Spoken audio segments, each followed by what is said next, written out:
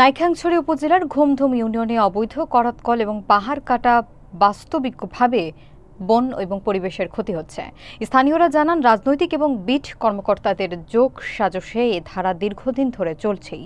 বিস্তারিত দেখুন মোহাম্মদ শহীদের প্রতিবেদনে। নাইক্ষ্যংছড়ি উপজেলার ঘুমধুম ইউনিয়নে পরিবেশ আইন এবং বন বিভাগের ছাড়পত্রকে উপেক্ষা করে অবৈধ করাতকল গড়ে উঠেছে। কিছু করাতকল বৈধ লাইসেন্সধারী হলেও বেশিরভাগ সম্পূর্ণ বেআইনিভাবে পরিচালিত হচ্ছে। এই করাতকলগুলো স্থানীয় বাগানের গাছ ধ্বংস করে জীববৈচিত্র্যের ক্ষতি করছে। এছাড়া পাহাড় কাটা এবং বালু উত্তোলন নির্বিচারে চালানো হচ্ছে, যা দীর্ঘমেয়াদী পরিবেশ ও জলবায়ুর জন্য মারাত্মক ক্ষতির কারণ হতে পারে। রেজুবিট এলাকার 8টি করাতকলের মধ্যে মাত্র 2টি বৈধ, বাকি 6টি সম্পূর্ণ অবৈধ। রেজুবিট কর্মকর্তা মোহাম্মদ ইসমাইল হোসেন জানিয়েছেন, অবৈধ করাতকলের বিরুদ্ধে মামলা হয়েছে। নাইক্ষ্যংছড়ি রেঞ্জ কর্মকর্তা মোজাম্মেল হক জানান, যারা অবৈধ করাতকল পরিচালনা করছে তাদের বিরুদ্ধে ব্যবস্থা নেওয়া হচ্ছে।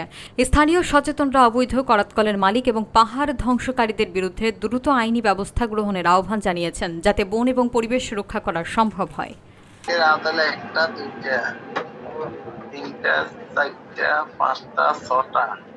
সাতটা আটটা, 2টা বৈধ আর 6টা অবৈধ। 6টাই মামলা দেওয়া হয়েছে। এটা তো বন্ধ এখন, তারা তো মামলা চালানো অবস্থা কিভাবে বন্ধ করবে? ঘুমধুমে আপনার করাতকল আছে প্রায় 8টা।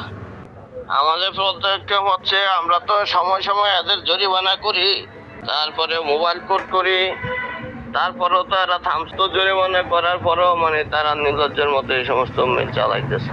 আর ওদের বিরুদ্ধে আমি মামলা দিয়ে দিচ্ছি, তো প্রত্যেকটা বিরুদ্ধে মামলা আছে আদালত।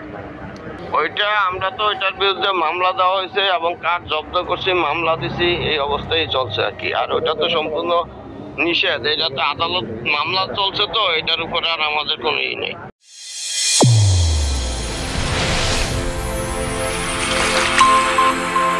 চ্যানেল A1 হৃদয়ের স্পন্দন।